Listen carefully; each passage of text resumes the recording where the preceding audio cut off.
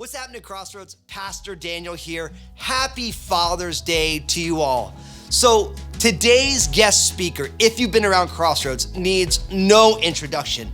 But I realize for lots of you, you haven't been here at Crossroads at all, and you might not know today's speaker. It is the founding pastor of Crossroads, Pastor Bill Ritchie.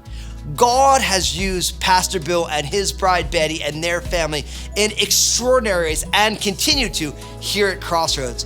Bill started Crossroads 1975 and pastored it, invited me in to be his successor, and he is one of my absolute favorite Bible teachers over my history as a believer and still to this day.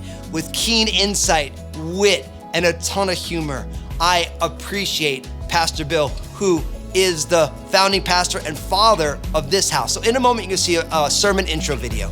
And then after that, when Pastor Bill makes his way out to the Crossroads pulpit, I want all of you to stand to your feet, even if you're online, and I want you to give Pastor Bill the loudest Crossroads welcome.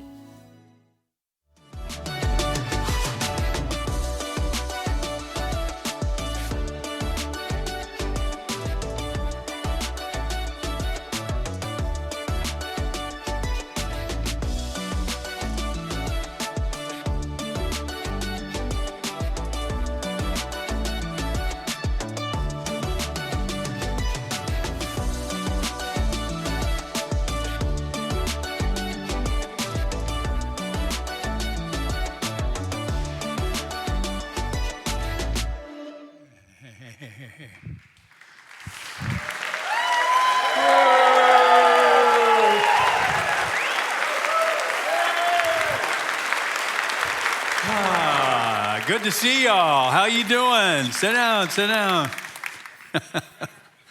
I can't get used to all this social distance stuff. It's only about 2 weeks out, right?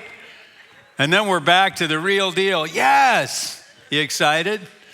Yeah. I was in Fred Meyer's yesterday, and I think it was like 80% of the people, either they're vaccinated or lying.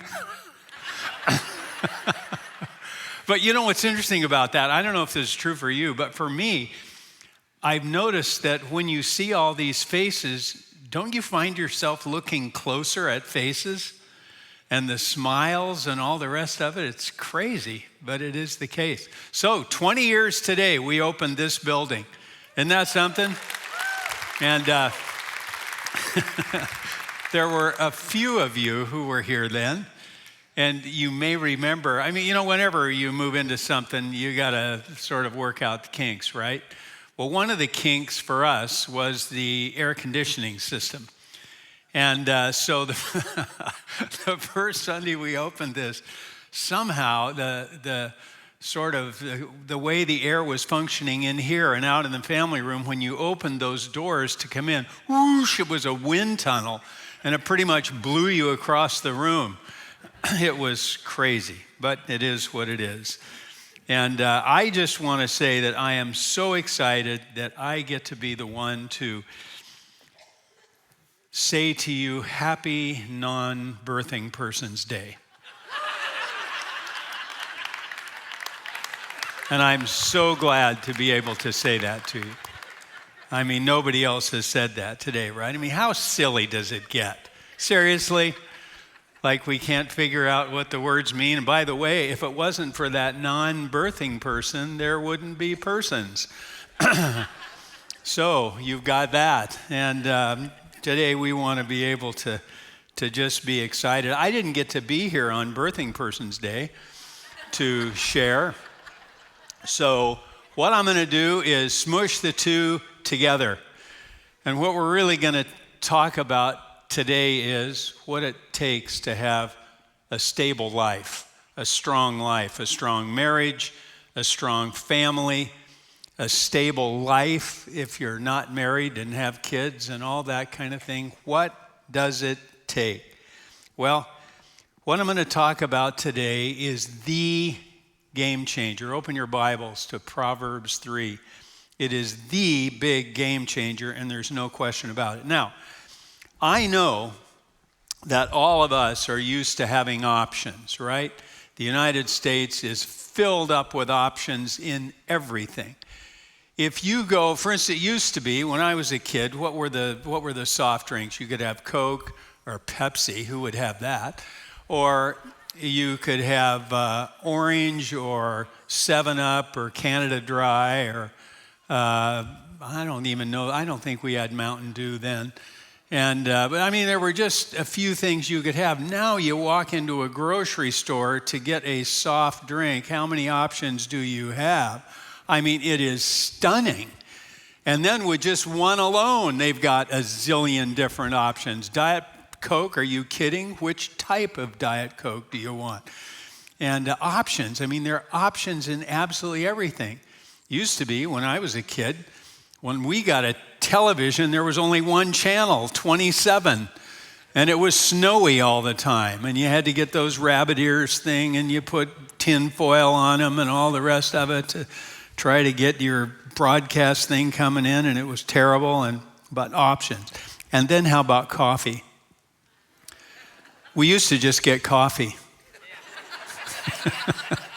I'll have a coffee. Say that today. See what it brings you. What kind of coffee will you like? Well, you may have options and everything else, but there is no option when it comes to having a stable life. There's only one way to have that.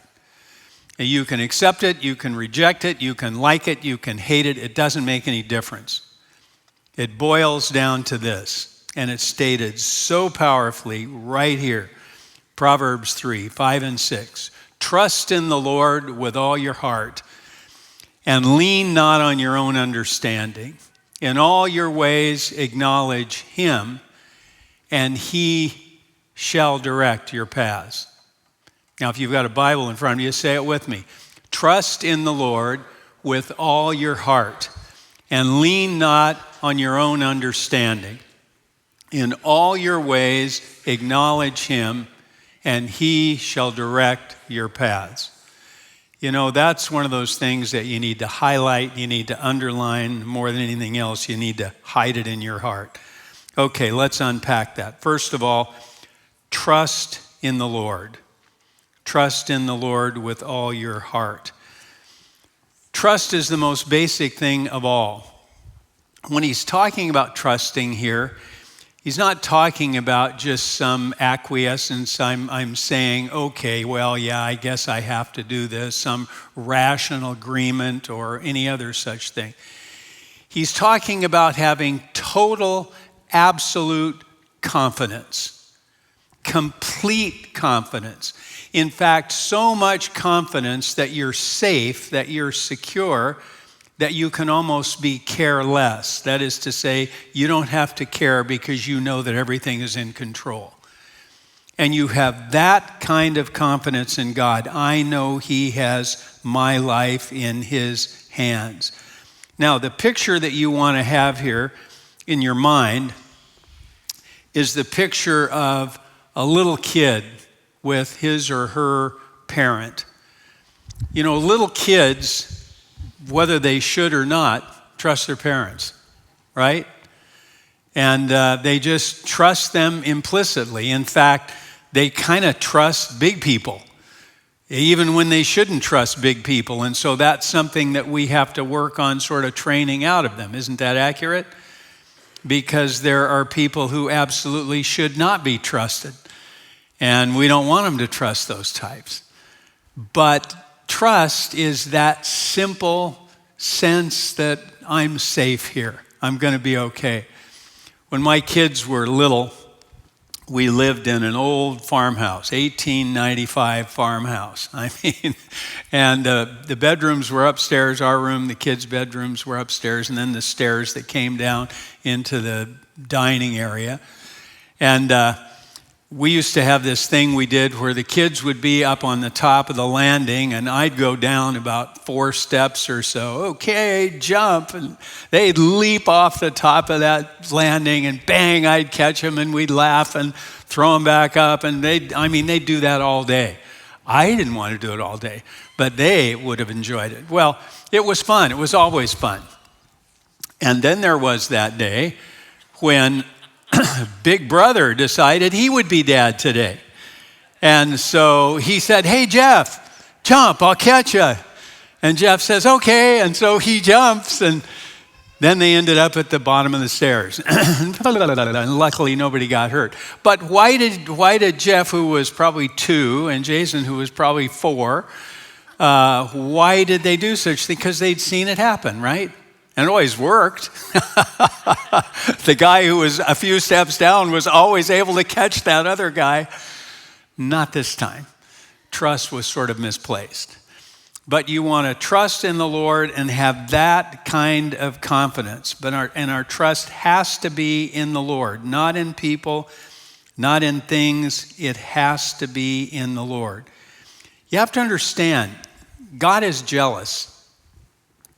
He's not interested in sharing his place with anything or anyone else. Never has been, never will be, and it doesn't make any difference what the culture says about it. There's a great story about that in 2 Chronicles 25. There was a king named Amaziah. I read through the Bible every year, and I have been reading recently through, 1st and 2nd Kings, 1st and 2nd Chronicles, and after a while, you just find yourself saying, duh, another king who's just going to blow it. I mean, one after another, after another, after another, and every so often a good one pops up, and then bang, you're back into just, dirt road again. Well, so here we are with King Amaziah. He becomes king of Judah. Remember, Israel was divided by then. Bad decision with the son of Solomon. Made a really bonehead decision, and it cost him the kingdom. It was severed so that he was left with Judah, very strong tribe, large tribe of Judah. And then the Levites, of course, were there, and the other 10 tribes were with Israel. Well, so here's Amaziah, 25 years old. He is now king of Judah, so Jerusalem, the center, and all that. He's concerned about his strength, and what if people attack him, and what if he wants to attack? Does he really have the strength? And so he marshals the troops together and has a very formidable army. But he thinks to himself, is that really enough? Am I going to be strong enough? So he hires 100,000 troops from Israel, from this pagan nation. 100,000 troops. Now he feels secure. Got enough people. We're good. Until one day a prophet comes to him and says, that is a bad decision. And you don't want to have these people mixed in here. He said, what are you talking about? I've hired them all. He said, well, you need to send them home. Because if you don't send them home, God will defeat you. But if you send them home, you're good to go. And he said, well, what are you talking about? I have paid millions of dollars for these people. And he had 100,000 talents of silver. I mean, today that would be worth over, I think, $100 million. It's a considerable amount of money. He said, I've shelled out all this money. What are you talking about? He said, it doesn't make any difference. Send them home. So reluctantly, because at that point in time, he did have trust in the Lord. Wouldn't be for long, but he did then. He sent those people home. Sure enough, went into battle, boom, God gave him the victory. A tremendous victory, as a matter of fact. But it had to be with trusting in the Lord. Now, very quickly, he would not do that, and then he would run into big-time problems. Trust in the Lord, he said, with all your heart.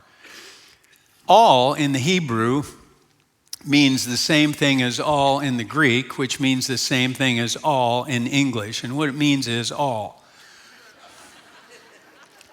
Trust in the Lord with everything you have. Trust in the Lord completely. Trust in the Lord with no holds barred. You don't want to be half-hearted.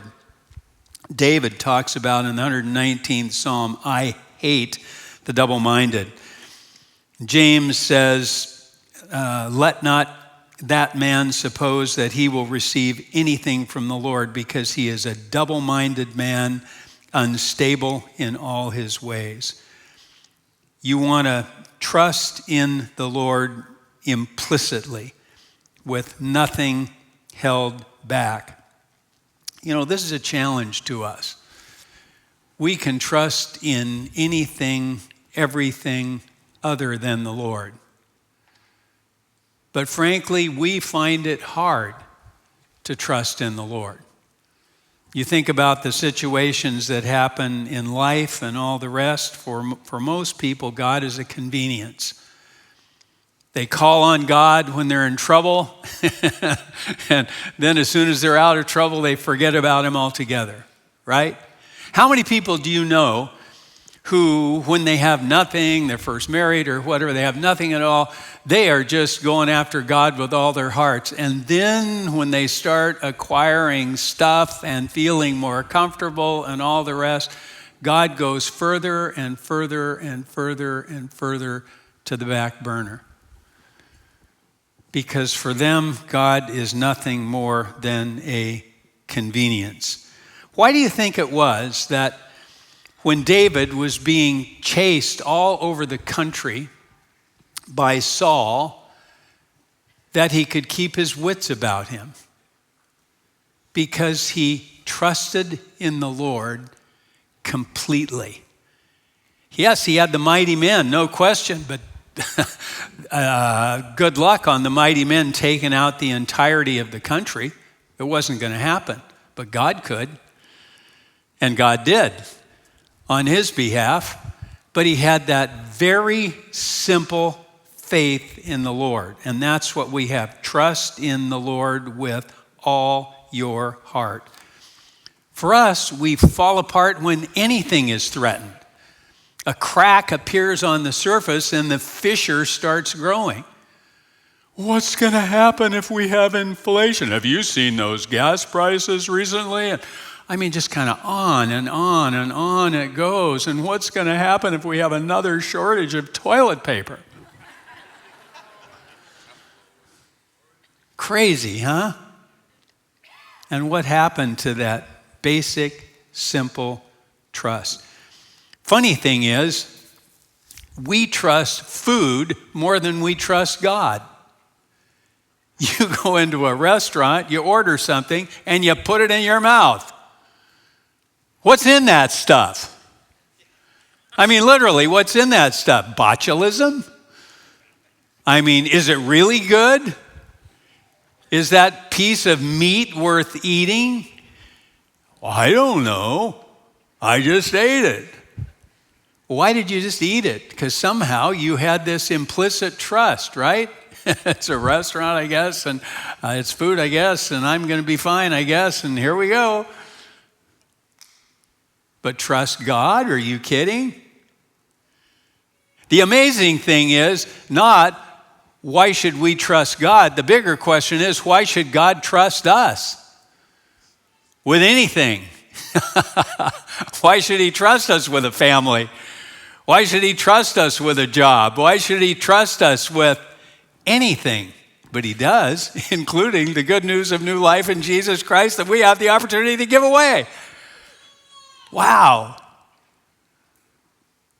Trust in the Lord, he says, with all your heart.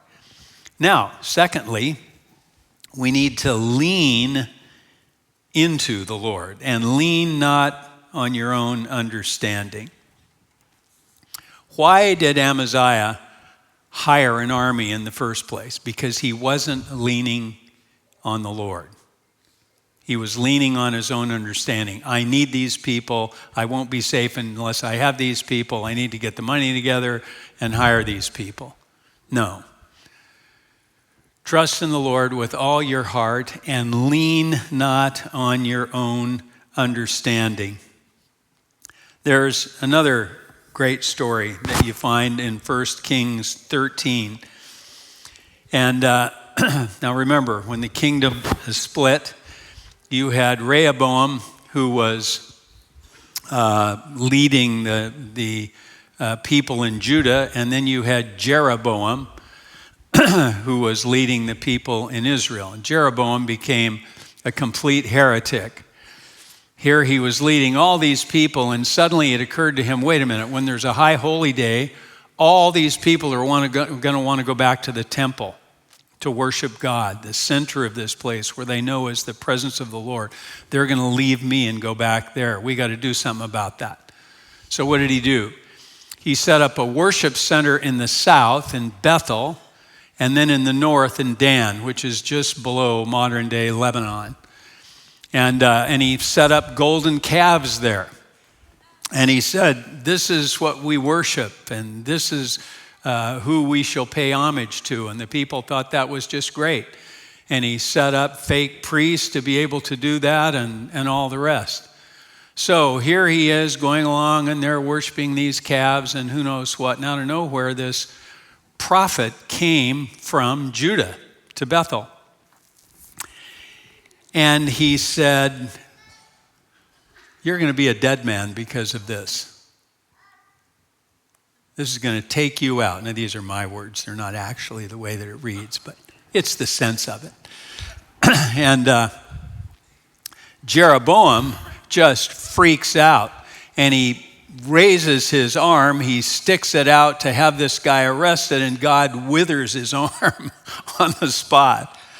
Holy cow. And then he's pleading with the prophet to pray for him to heal his arm, which he does, and his arm is healed. And Jeroboam is so flustered, he invites the prophet to come to his place, and, you know, I'm going to give you this tremendous reward and all of that. And he said, if you were to give me half your house, I wouldn't go with you. Nor would I eat bread nor drink water in this place.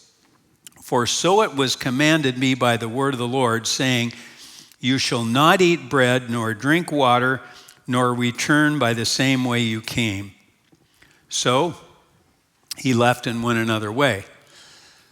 But as he was traveling, he ran into another prophet. And that prophet had heard about what had happened. And he said, hey, come on to my place and let's have dinner and have something to drink and just enjoy the day and catch up. And he said, well, no, I can't do that. He said, well, yeah, come on with me. And he said, no, I can't do that because God told me that I need to go by a different way and not to eat or drink and so forth. And the second prophet said, oh, well, I'm a prophet as well. And an angel of the Lord told me that you were supposed to come to my house and have something to eat. Oh, really? He said. So he did. He went with that prophet, went to his house. They were enjoying a meal. And all of a sudden, the second prophet says, ha, ha, ha, ha, ha. Well, not exactly again. He said to him, what are you thinking? You aren't doing what the Lord told you to do. And as a result of that, you're going to die.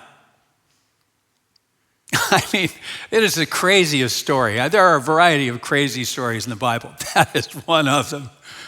And so he kind of says, well, thanks a lot, and gets up and leaves, and a lion attacks him and kills him. Now, the moral of the story is, lean not on your own understanding. If God is leading you someplace, then you need to go where he is leading you and do what he is leading you to do.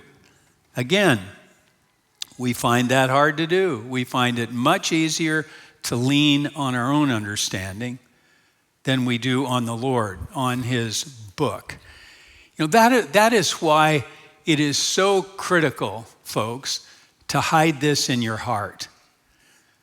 Otherwise, you're going to find yourself, your default is to your own understanding. So you have a problem in your marriage.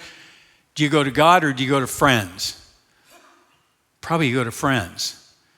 You have trouble at work, go to God, go to friends. Somebody hands you a juicy morsel of gossip. Do you go to God or do you go to people? Our default is always to go to people, rarely to go to God. But the fact of the matter is, it is only the Lord that is going to change anything, and it is only following his ways that's going to make things work out right. And he has all of the principles for living. Everything is in his word. It's right here. Trust in the Lord with all your heart and lean not in your own understanding. This is what sharpens your understanding of him. And there is nothing else that does that. I remember when I first came to the Lord, and started college I didn't have any church background. And it occurred to me one day, well, maybe the Bible was just like Santa Claus or some other such thing. It was a very cool myth, but it wasn't reality. And so I started working through all this stuff in my head, and you know how that goes. And I finally got to the point where I said, you know what? His stuff has been around a lot longer than your stuff has. His ideas have been tested a lot longer than yours have. Probably it would be a good idea just to take his word for it. And so from that point on, I just decided I'm just going to trust this implicitly. And if I don't understand it, that's not his problem, that's my problem. I need to keep seeking him for understanding. And you know what? That is never, ever, ever, ever let me down. Trust in the Lord with all your heart and lean not into your own understanding. Trusting in ourselves is foolish. We want to trust in the Lord. Trust in the Lord with all your heart. Lean on the Lord. And the final thing you want to do if you want to have a strong, stable life is follow the Lord. In all your ways, acknowledge him, and he will direct your paths. Be very aware of the fact that God is God, you aren't, and you're trusting in him, and you're looking to him. In all your ways, acknowledge him, and as a result of that, he will direct your paths. Now, that's how we ever got here in the first place. Years and years ago, so I met the Lord when I was 17, senior in high school. Didn't come from church background. And the moment I trusted God for life, I knew what he wanted me to do with my life, be a pastor. Went to college with that in mind, went to graduate school with that in mind. And I came to the Lord in the Methodist Church, a denominational ministry. And, I didn't know anything about denominations, abominations, whatever. They were what they were, whatever. But I went to this Methodist church. Well, as it turned out, the denomination was exceedingly liberal, but the church I went to was very conservative. And the church I went to was the sort of definition of Christianity for me, because that's all I knew, right? And, it was fabulous. Trusting in the Lord and all these great things going on, and that was my idea of the faith. And I went through college and went through graduate school and all the rest, and was assigned to a church and pastor to the church. Well, without going through all of that, went through a couple of years of learning and really, really just going after God. When you find yourself feeling that you're sort of having a wilderness experience and a lot of things going on, and I trust the Lord, man, it came into some powerful relationships of things happening with the Lord. Ultimately, I ended up being assigned to pastor a little Methodist church here in town in Vancouver. And it was little. As two people I'm looking at right now can tell you, they were there. And there were 165 people that went to that church when I went there. Actually, the church was founded in 1853, and most of the members were still there. And they were charter members. It was kind of one of those churches. How many of you have been to one of those churches? You know exactly what I'm talking about. And there were a few young ones like Dave and Nancy, and a few others were there, but not many. Oh my gosh, when I came to that church, I just had thrown off all the traces of the Methodist church. I said, forget this. I'm just going to teach the word and lead people to Jesus and get them filled with the Spirit and let the chips fall where they may. What did I know? I was 27 or 28, whatever I was. And so, wow, things just started happening. God just started doing amazing things, unbelievable things. And it was crazy. It was just one of those eras. This little bitty old church, old wooden pews. We were so excited. We were having wrecks in the parking lot regularly because the thing was growing like crazy. It was a tiny little parking lot. We had 3 services. I remember one time a new family came in. They took up a whole row of these old wood pews, and I went to shake their hands, and they kind of leaned back, and the whole back of the pew broke off. Welcome to our church. Nobody got hurt, but it really was crazy. Well, church was growing, and we decided we need to build us a new building. And so we started in that process. Now, meanwhile, internally, I am struggling big time. Because we were just following after God, and the denomination was moving further and further and further and further away from the Lord. Believing in the Word, are you kidding me? Jesus being the only way, are you kidding me? I mean, just on, and that's just the tip of the iceberg. And I felt like a fish completely out of water. I didn't want to be that. I didn't want to be a fly in the ointment, and that isn't what I signed up for. I just wanted to just love the Lord and teach His truth and lead people to Jesus and grow in Him. That's it. And but I used to pray at night, God, get me out of this. I don't like this. This is not good. Lord never did that. And so anyway, that was going on internally. Externally, we're designing the building, doing all these great things. And I ended up being invited to go to a big seminar, a bunch of conservative Christians, all of us. And we filled up the Coliseum, however many, what did that hold? 10, 12,000 people, a lot of people. Filled up with people.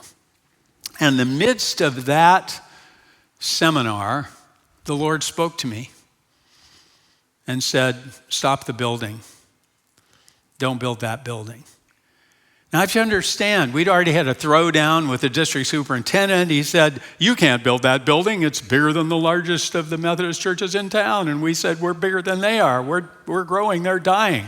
What are you talking about? Not our problem. Talk to them. And we were just going after it. The Lord says, just don't do it. Whoa, trust in the Lord with all your heart, lean not in your own understanding, in all your ways acknowledge Him, and He will direct your paths. So, wow, really? I mean, we were invested in this thing. So got home, called up 2 people who headed the largest committees in the church that were a part of this whole process. They came over to my house. I said, okay, guys, I need to share something with you. I think this is what the Lord told me today, that we needed to stop this thing in its tracks. And they looked at me and they looked at each other. Independently, the Lord had spoken to each of them, same thing.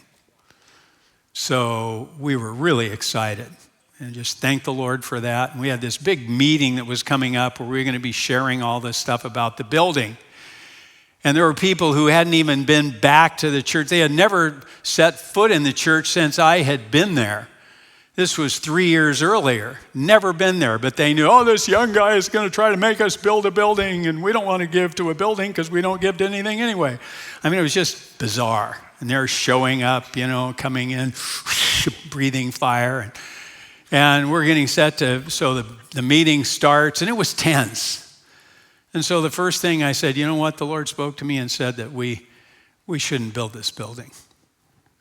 Then it was like air out of a tire.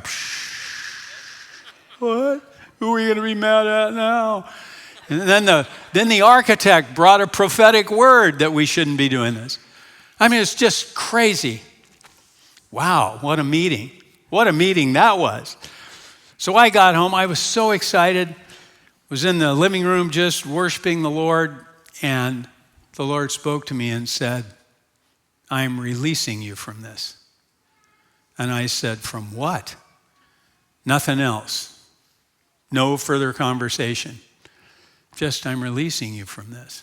In my heart of hearts, I think I knew what that meant, but I didn't really know for sure. I shared that with Betty, of course, immediately, and several other people. A really good friend of mine who pastored a Foursquare church downtown, a wonderful brother. And we all prayed together, wow, what does this all mean? And then out of nowhere, I was asked to do a funeral in Longview for somebody who didn't live in Longview. I mean, it was just weird. And, but, I said, okay, great. And then I remembered a friend of mine who pastored a Methodist church, was one of the sort of weirdos like me, very conservative guy who's up in Chehalis. He had just gotten back from a preaching mission in Australia. And I called him up and said, hey, Paul, I'd love to catch up with you and find out what the Lord did and all this stuff, what happened in Australia. He said, I can't believe you called. I just happened to walk into the house right now and the phone was ringing. I wouldn't have been here all day. And so we didn't have these things called cell phones then. And so we said, yeah, let's meet in Castle Rock. Okay, great. So after the funeral was over and all that, I drove to Castle Rock. We had a fabulous time together, rejoicing in what God had done in Australia. I was getting ready to leave, and he said, oh, Bill, by the way, take down this scripture. It might be for you. When I was getting ready to get on the plane, the pastor's wife gave me this verse and said, Paul, this is for somebody. Maybe it's for you, maybe it's for somebody you know, but it's for somebody. Okay. He said, I looked at it in the plane. It wasn't for me. I've shared it with several other people. Didn't do anything for them. Maybe it's for you. Okay.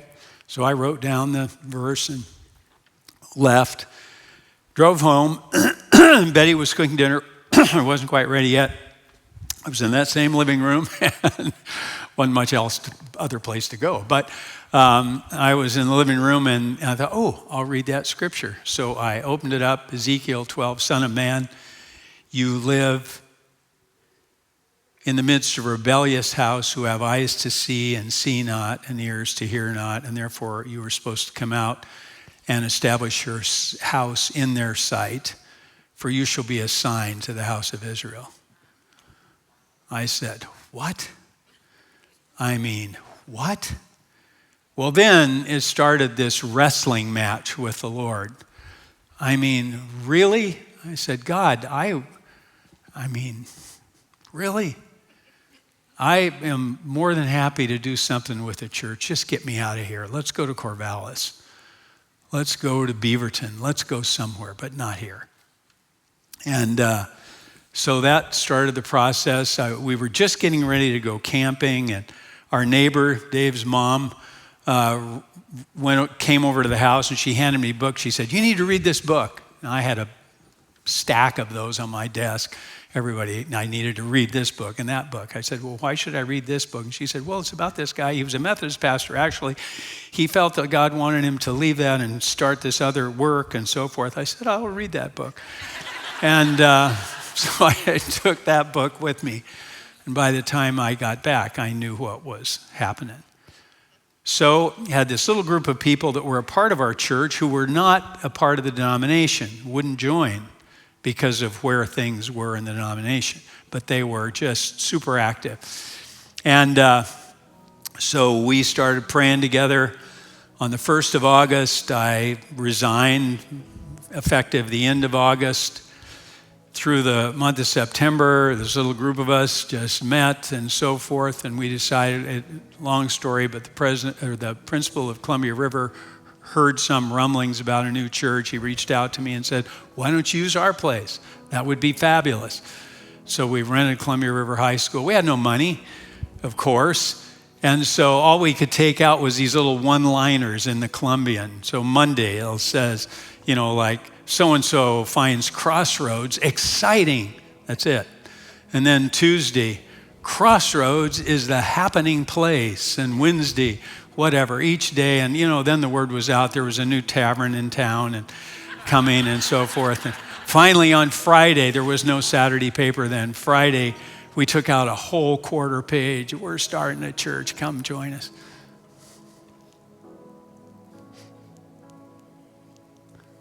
Crazy, just crazy. Why do you do this stuff, huh? And so that first Sunday, we set up for 100 people. Wouldn't it be amazing if God would bring in 100 people? We had 365 in the other church. And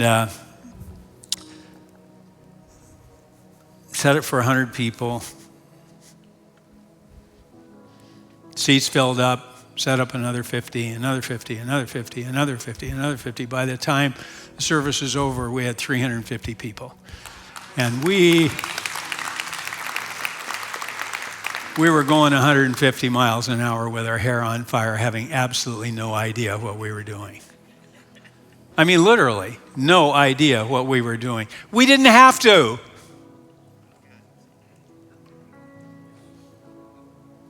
Why?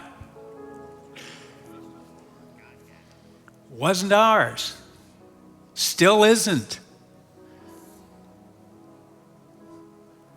Never has been, never will be. It's all about him.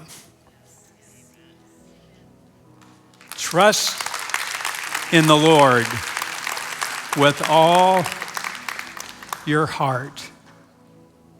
Say it with me. Trust in the Lord with all your heart and lean not on your own understanding. In all your ways acknowledge him, and he will direct your path. As a dad, as a mom, as a friend, when God's in control, everything ultimately is gonna work. It just is.